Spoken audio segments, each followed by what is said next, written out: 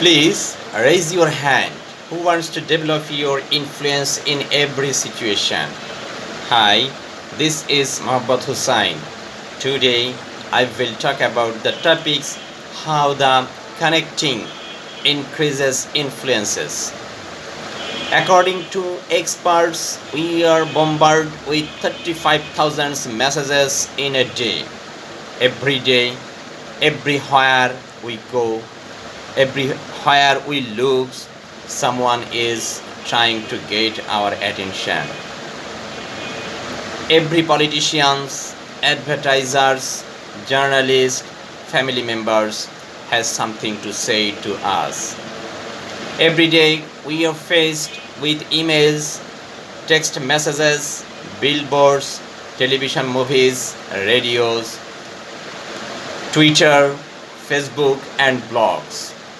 Add to these newspapers, magazines, and books. Our world is cluttered with words. How do we choose which message to tune in and which ones to tune out?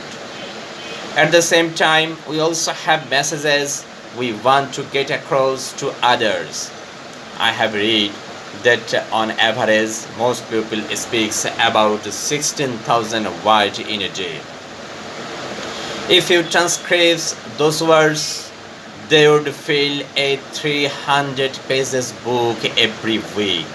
At the end of a year, you would have an entire bookcase full of words.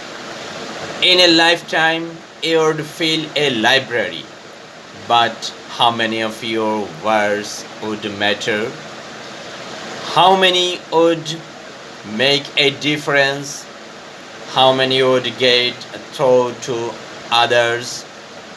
Talk is easy.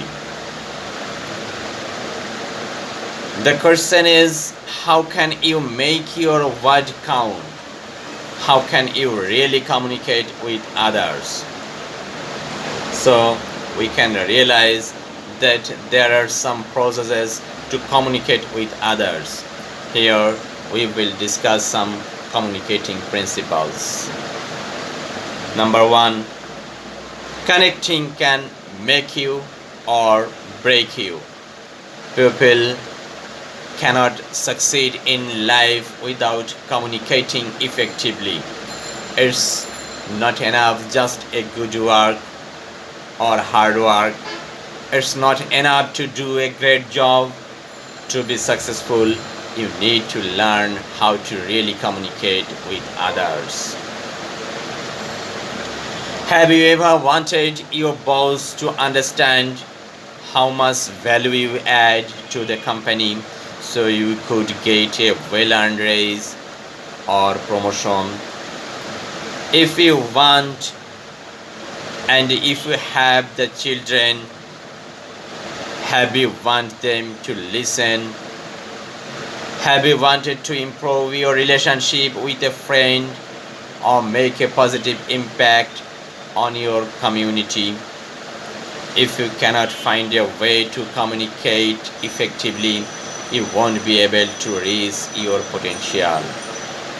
You won't be succeed in the way you desire and you will be forever frustrated.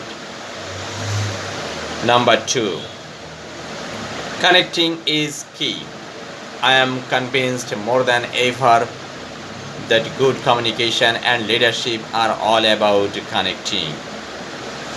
If you can connect with others at every level in growth and with an audience, your relationships are stronger, your sense of community improves, your ability to create teamwork increase, your influence increase, and your productivity increase. Connecting is the ability to identify with people and relate to them in a way that increase your influence with them. To be successful, you must work with others. And to do that, your absolute best, you must learn to connect. If you learn to connect better, you will change your life. And number three, the desire to connect. I am convinced that anyone can learn to connect with others. Why? Because I learned how to do it. Connecting wasn't something I did really or naturally. When I was a kid, I wanted to connect with my parents not just because I loved them, but also because I suspected that if I had a good communication with my mother, it might keep me from getting a spanking when I misbehaved. I also learned that humor could be very valuable for connecting. In the conclusion, we can say connecting is crucial whether you are trying to load or lead a child or a man or a group or a society or a nation. President Gerald Ford once remarked, if I went back to college again, I would concentrate on two areas that are learning to write and to speak before an audience. Nothing in life is more important than the ability to communicate effectively. Talent isn't enough, experience isn't enough. To lead others, you must be able to communicate well, and connecting is key. Thank you.